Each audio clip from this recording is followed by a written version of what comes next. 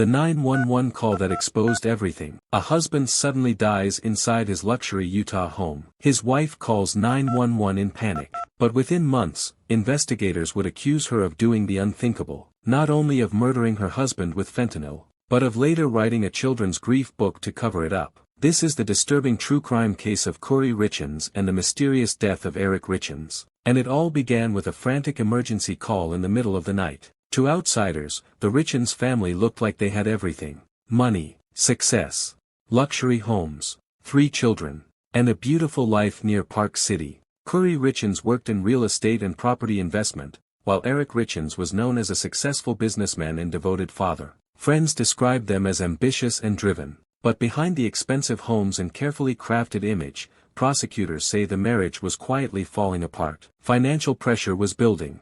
Business deals were failing. Debt was growing rapidly. And according to investigators, the couple had become increasingly distant. What nobody knew at the time was that prosecutors would later accuse Kouri of already planning something deadly. According to prosecutors, the first alleged murder attempt happened weeks before Eric died. On Valentine's Day 2022. Investigators say Kouri prepared Eric a sandwich secretly laced with fentanyl.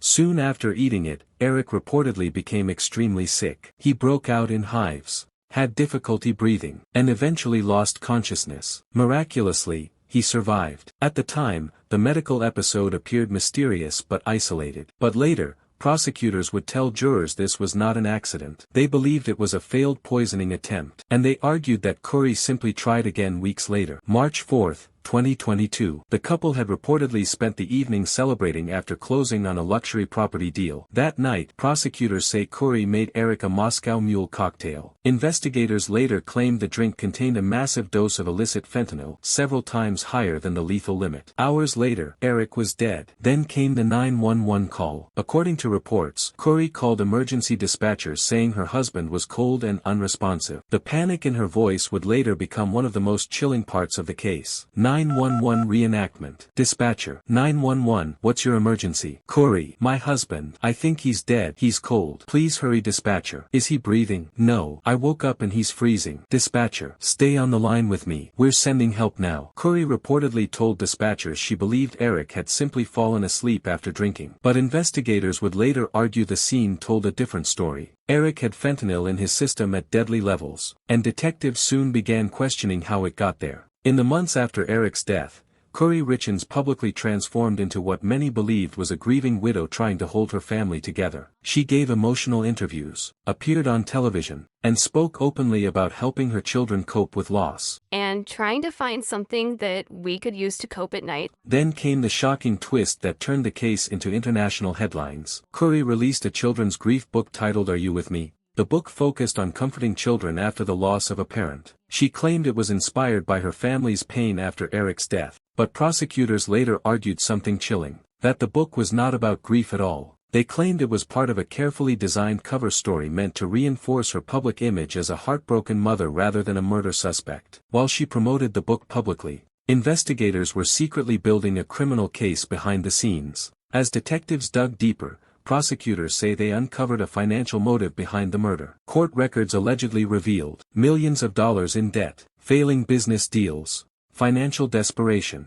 and secret life insurance policies. Investigators accused Kouri of secretly taking out insurance policies on Eric without his knowledge. Some allegedly contained forged signatures. After Eric's death, prosecutors say she collected more than $1.3 million in insurance payouts. But there was another twist.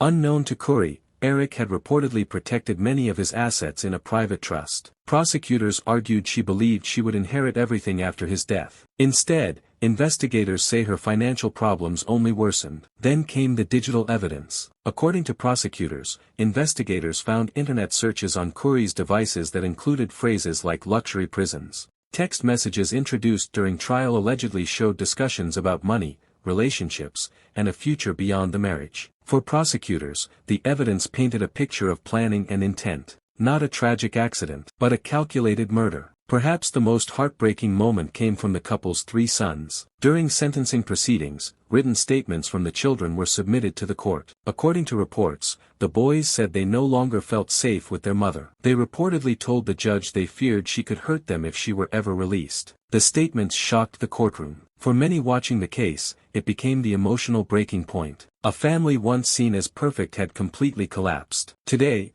Kouri Richins faces the possibility of spending the rest of her life behind bars. A wife, a mother, an author, and now, a convicted killer. But what makes this case unforgettable is not just the poisoning, it's the disturbing contrast between the image she showed the world and the horrifying allegations prosecutors say were hidden underneath it. A children's grief book, a deadly cocktail, and a 911 call that investigators say began unraveling the truth. What do you believe? Was this a carefully planned murder from the beginning? Or is there still more to the story? Let us know your thoughts below.